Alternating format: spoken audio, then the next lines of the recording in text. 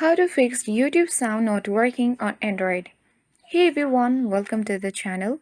This is Rose and I'm here to guide you on how to fix YouTube sound not working on Android. Watch the video till the end and without any further ado, let's dive right into the video. Launch Settings app on your device.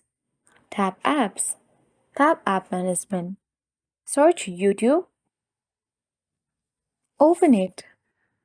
Now tap Storage Uses and tap Clear Cache. Come back to the same app info section and open permissions. Make sure to allow all apps permission, especially microphone, camera. If not, toggle the button on and allow all the app permission. Open manage notification and make sure to allow all the notification for YouTube. Tap force stop and force stop the application. Once done, check for updates.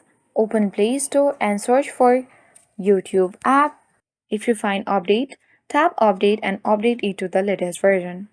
Sometimes simple restart can fix your issue. Simple, hold the power button on your device.